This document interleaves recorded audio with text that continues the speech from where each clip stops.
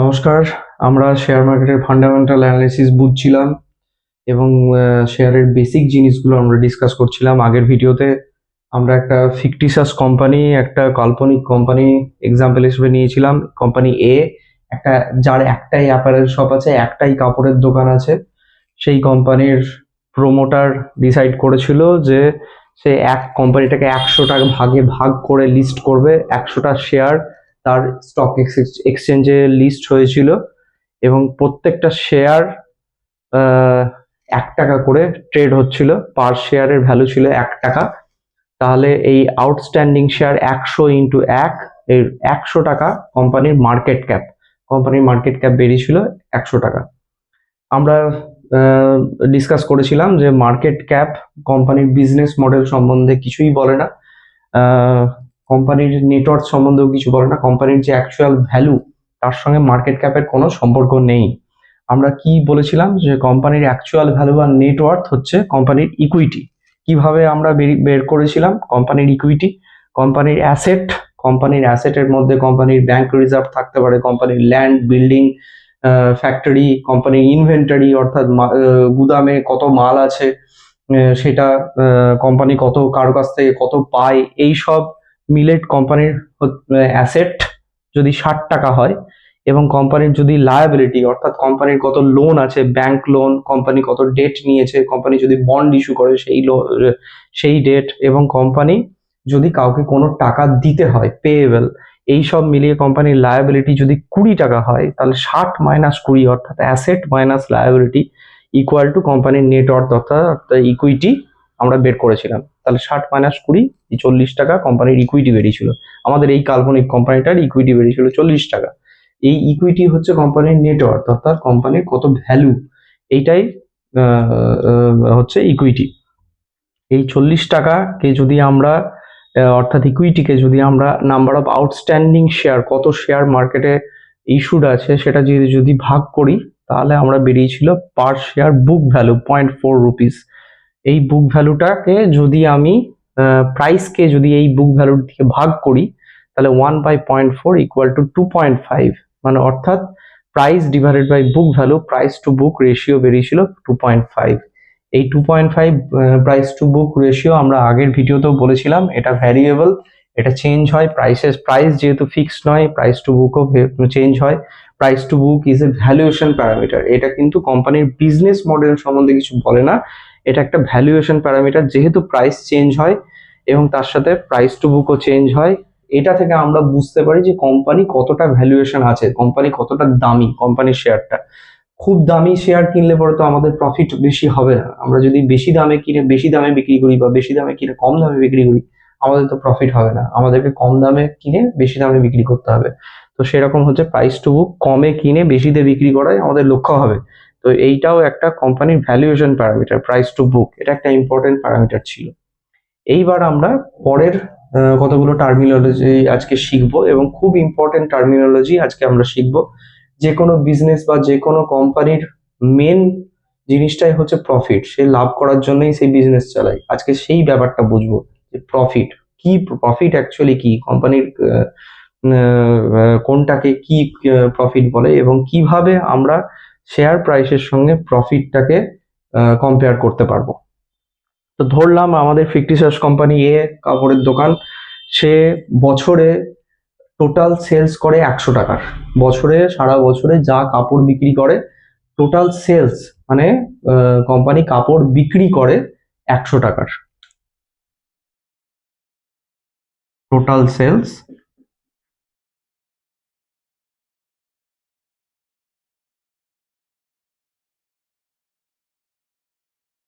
হচ্ছে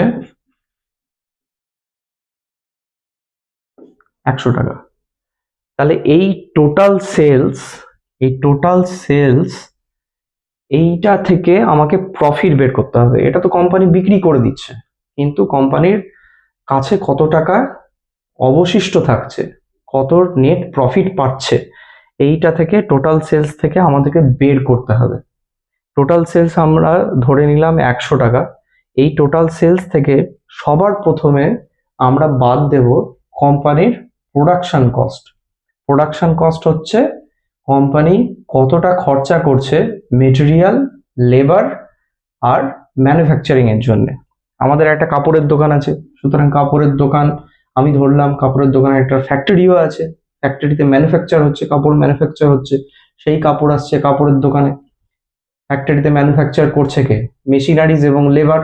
তাহলে manufacturing cost আছে, লেবার কস্ট আছে, এবং যে মেটেরিয়াল আনছে, কাঁচা মাল, যেটা দিয়ে সুতো এবং অন্যান্য র মেটেরিয়ালস যেটা দিয়ে কাপড়টা তৈরি হচ্ছে, এই সব কস্ট গুলো আমাদেরকে ফার্স্টে বাদ দিতে হবে। তাহলে কি কি বাদ দেবো? ফার্স্টে হচ্ছে আমাদের মেটেরিয়াল কস্ট, লেবার কস্ট, আর হচ্ছে ম্যানুফ্যাকচারিং কস্ট।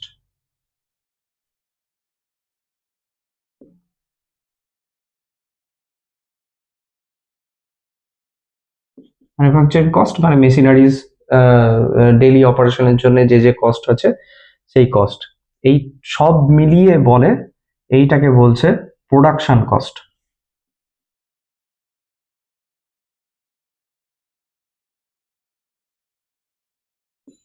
এইটা যদি আমি টোটাল সেলস থেকে বাদ দিই, তাহলে আমি যেটা পাবো সেইটা হচ্ছে কোম্পানির গ্রস প্রফিট।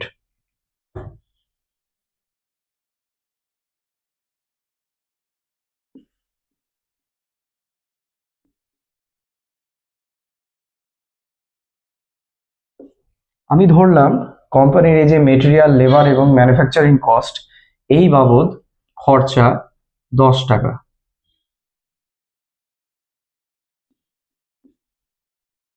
আচ্ছা, এইটা আমরা মেটেরিয়াল, লেবার, ম্যানুফ্যাকচারিং কস্টই কেবল বাদ দিলাম কেন? অন্যান্য কষ্ট তো আছে, যেমন কর্মচারীদের স্যালারি, আমরা যে দোকানটা যদি আমরা রেন্টে নিই, কাপড়ের দোকানটা, সেই রেন্ট, আমরা যদি ফ্যাক্টরিটা রেন্টে নিই সেই রেন্ট, ফ্যাক্টরির যদি ল্যান্ডটা আমরা লিজে নিই সেই লিজ বাবদ যে খরচা, এইগুলো তো সবই আমাদের বাদ দেওয়ার কথা। আমরা যে কাপড়ের দোকানটা, সেটা হয়তো আমি পুজোর সময় অ্যাড দিলাম বা অন্যান্য টাইমে আমি অ্যাড দিলাম, মার্কেটিং যে কস্ট সেটাও তো বাদ দেওয়ার কথা। এই সব কস্টগুলো আমরা এখন কেন বাদ দিলাম না? কারণ এগুলো হচ্ছে সব ফিক্সড কস্ট, কিন্তু এই মেটেরিয়াল, লেবার, ম্যানুফ্যাকচারিং কস্ট, এগুলো সব হচ্ছে ভ্যারিয়েবল কস্ট, এগুলো চেঞ্জ হতে থাকে। আমরা মেটেরিয়াল যত বাড়াবো আমার টোটাল সেলস তত বাড়বে, লেবার যত বাড়াবো, ডেলি ওয়েজ লেবার, তত আমার টোটাল সেলস বাড়বে, ম্যানুফ্যাকচারিং কস্ট যত বাড়াবো আমার টোটাল সেলস বাড়বে। এইগুলো হচ্ছে ভ্যারিয়েবল কস্ট।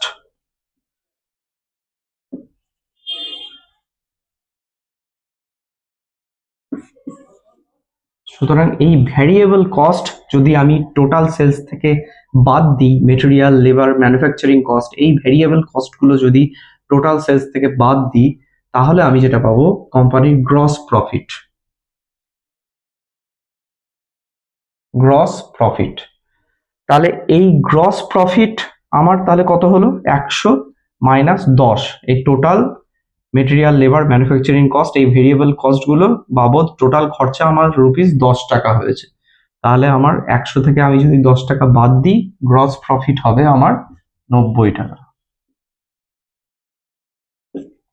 গ্রস প্রফিট হলো আমার 90 টাকা। টোটাল সেলস থেকে আমি ভেরিয়েবল কস্ট বাদ দিলাম, আমি পেলাম গ্রস প্রফিট 90 টাকা। তাহলে কোম্পানির কাছে কি 90 টাকা থাকলো? তা তো নয়, আরো এক্সপেন্সেস যেগুলো আছে সেগুলো বাদ দিতে হবে। নেক্সট এক্সপেন্সেস তাহলে কি বাদ দিতে হবে? আমাদের ফিক্সড কস্ট, মানে যেটা আগে আমরা বলছিলাম।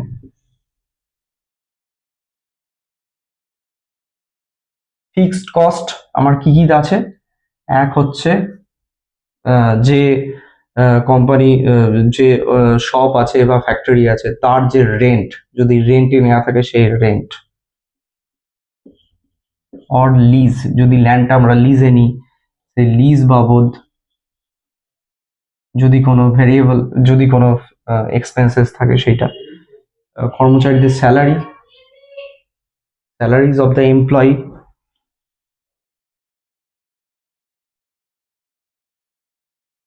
স্যালারি কিন্তু ভ্যারিয়েবল নয়, স্যালারি হচ্ছে ফিক্সড। আমরা প্রোডাকশন টোটাল সেলস যদি আমি 200 করি, তাও কিন্তু আমার যদি আমার নাম্বার অফ এমপ্লয়ি ফিক্স থাকে, যদি 10টা এমপ্লয়ির সাহায্যে আমি যদি টোটাল সেলস 100 জায়গায় 200 করি, আমার কিন্তু স্যালারি তাকে ওই টাকাই দিতে হবে যে টাকা আমি আগে দিতাম। রেন্ট, লিজ, স্যালারি, আর কি কি ফিক্সড কস্ট হতে পারে?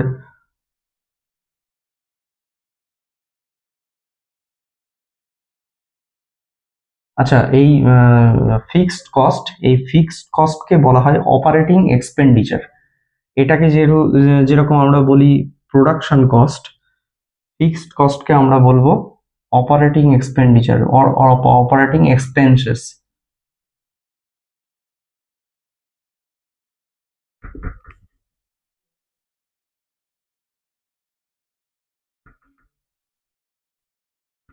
অপারেটিং এক্সপেন্সেস এইটা কিন্তু ফিক্সড, এটা ভ্যারিয়েবল নয়। এটা আমার প্রোডাকশন কস্ট হচ্ছে ভ্যারিয়েবল কস্ট, অপারেটিং এক্সপেন্সেস হচ্ছে ফিক্সড।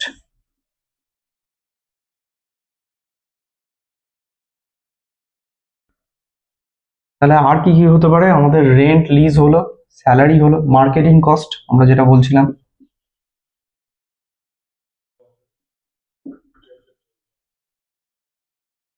Marketing cost. আমরা সেম মার্কেটিং কস্টে আমরা টোটাল সেলস বাড়াতে পারি, আমরা মার্কেটিং কস্ট আমরা নাও বাড়াতে পারি। মার্কেটিং কস্টের সঙ্গে আমার প্রোডাকশন ডাইরেক্টলি লিঙ্কড নেই, এটা কোনো প্রোডাকশন কস্ট নয়। আমার মেটেরিয়াল, লেবার, ম্যানুফ্যাকচারিং, আমার টোটাল সেলস বাড়াতে গেলে আমাকে মেটেরিয়াল বাড়াতে হবে, লেবার বাড়াতে হবে, ম্যানুফ্যাকচারিং কস্ট বাড়াতে হবে, কিন্তু টোটাল সেলস বাড়াতে গেলে নট নেসেসারি আমার মার্কেটিং কস্ট বাড়াতে হবে, নট নেসেসারি আমার স্যালারি বাড়াতে হবে, নট নেসেসারি আমার রেন্ট বাড়াতে হবে। তো এটা একটা ফিক্সড কস্ট। তো আমি ধরলাম আমার এই যেটা 90 টাকা গ্রস প্রফিট, সেখান থেকে আমার ফিক্সড কস্ট বাবদ আমার খরচা হয় রুপিস 40। রুপিস 40 আমার টোটাল ফিক্সড এক্সপেন্ডিচার, অর্থাৎ অপারেটিং এক্সপেন্সেস। তাহলে আমি 90 থেকে যদি আমি 40 বাদ দিই, আমার থাকে কত? আমার 90 মাইনাস 40 আমার থাকে 50 টাকা। এই 50 টাকাকে আমরা বলবো অপারেটিং প্রফিট।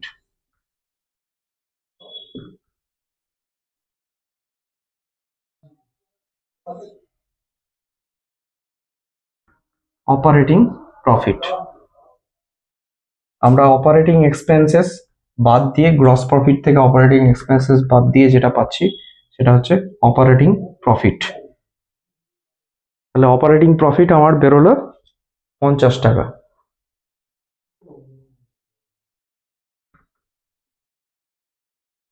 এইবার আমাদের প্রশ্ন হতে পারে, তাহলে এই যে 50 টাকা পেলাম, এটাই কি কোম্পানির কাছে আলটিমেট টাকা, আলটিমেট প্রফিট? এই প্রফিটই কি কোম্পানি আলটিমেটলি থাকলো সবকিছু বিক্রি বাট্টা করে, এবং এটাই কি জমলো, এটাই কি রিটার্ন আমাদের আর্নিং হলো? না, এটার সঙ্গেও আমাদের আরো দুটো জিনিস বাদ যাবে। এটা হচ্ছে ট্যাক্স এবং ইন্টারেস্ট। আমার আহ, এখন আহ, আমাদের যেটা কর্পোরেট ট্যাক্স আছে, সেই কর্পোরেট ট্যাক্স বাবদ আমাদেরকে এইখান থেকে, এই প্রফিট থেকেই আমাদেরকে বাদ দিতে হবে। আর আমার যে লোন আছে, আমি তো বলেছিলাম লোন নিয়ে আছে, কোম্পানির লায়াবিলিটি আছে, ব্যাংক লোন আছে, সেই লোনের বাবদ একটা ইন্টারেস্ট আছে, সেটাও তো এখান থেকে বাদ দেওয়ার কথা। তো সেটাও আমার এই প্রফিট থেকে বাদ যাবে। তাহলে এখানে আমার ইন্টারেস্ট আর ট্যাক্স, এই দুটো আমি অপারেটিং প্রফিট থেকে আমি বাদ দেব। এরপরে আমি যেটা পাবো সেইটা হচ্ছে রিটেনড আর্নিং। এর থেকে আর কিছু বাদ যাবে না, এটাই কোম্পানির কাছে আলটিমেটলি থাকবে। এবং সেই যেটা রিটেনড আর্নিং থাকলো, নেট প্রফিট থাকলো, সেটাকে আমরা বলবো নেট প্রফিট। এই নেট প্রফিটই কোম্পানির রিটেনড আর্নিং এবং final profit.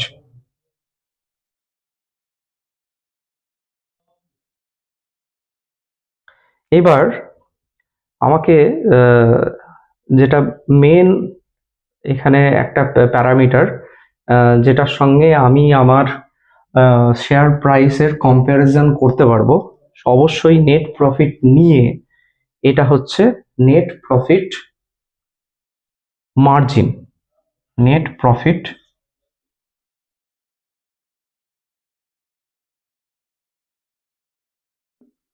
Margin, net profit margin আর কিছুই না। নেট প্রফিট মার্জিন হলো টোটাল সেলস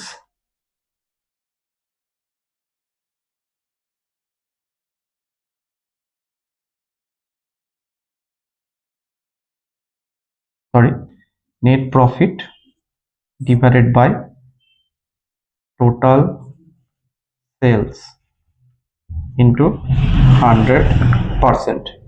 তাহলে আমি দেখলাম অপারেটিং প্রফিট আমার বেরিয়েছিল 50 টাকা, আমি ইন্টারেস্ট আর ট্যাক্স বাবদ আমি ধরলাম আরো 10 টাকা আমার এক্সপেন্সেস হয়ে গেছে। তাহলে আমার আলটিমেট প্রফিট দাঁড়ালো 50 minus 10, 40।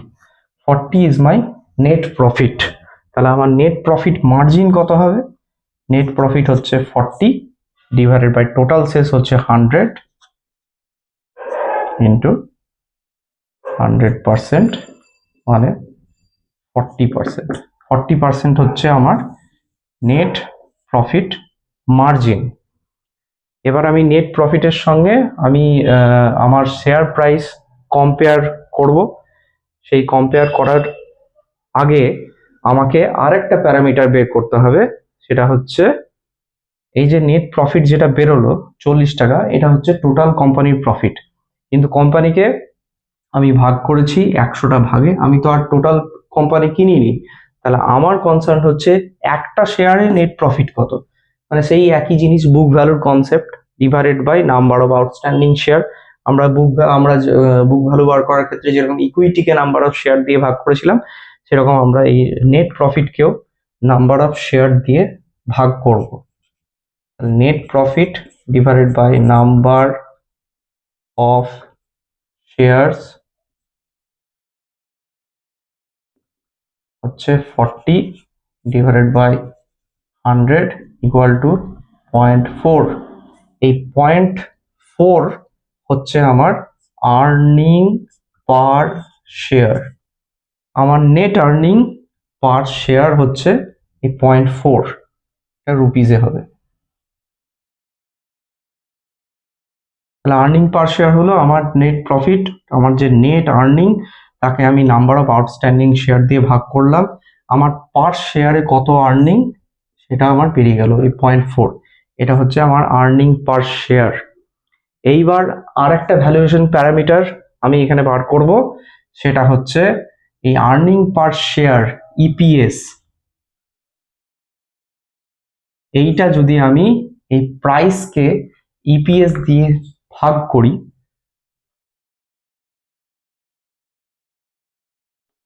তাহলে প্রাইস হচ্ছে 1 টাকা আর ইপিএস হচ্ছে 0.4। এই যে 2.5 এটা বেরোলো, এইটা হচ্ছে আমার price earning ratio. Price EPS হচ্ছে আর্নিং পার শেয়ার, এই 2.5 বেরোলো আমার প্রাইস আর্নিং রেশিও। এটাও আরেকটা ভ্যালুয়েশন প্যারামিটার যেটা আমরা ইউজ করে থাকি, ঠিক এই প্রাইস টু বুক রেশিওর মতন। প্রাইস টু বুক যেরকম ভ্যারিয়েবল, প্রাইস আর্নিং রেশিও সবসময় ভ্যারিয়েবল, কারণ প্রাইস চেঞ্জ হচ্ছে, আর্নিং প্রতি কোয়ার্টারে চেঞ্জ হয়, সেই কারণে আর্নিং এক একটা কোয়ার্টারে ফিক্স থাকবে আর প্রাইসটা কেবল ভ্যারি করবে, যে কারণে প্রাইস আর্নিং রেশিও ক্রমাগত চেঞ্জ হতে থাকবে। এবং আমাদেরকে চেষ্টা করতে হবে যাতে প্রাইস আর্নিং রেশিও কমে আমরা কিনতে পারি। আরো প্যারামিটার আছে, সেটা আমি সবসময় যে কমেই কিনতে হবে তার কোনো মানে নেই, কিন্তু আমাদের টার্গেট হবে কম ভ্যালুয়েশনে কিনে বেশি ভ্যালুয়েশনে বিক্রি করা। সেরকম আগের বার যেরকম বললাম, যেরকম কম প্রাইস টু বুক, কম প্রাইস আর্নিং রেশিও, এইটাতে আমরা আমাদের টেন্ডেন্সি আছে যে শেয়ার কিনবো। তো এই price to book and price two earning, এই দুটোই হচ্ছে কোম্পানির ভ্যালুয়েশন প্যারামিটার। এই দুটো প্যারামিটার আমরা ডিসকাস করলাম, নেক্সট প্যারামিটার আমরা ডিসকাস করব পরের ভিডিওতে।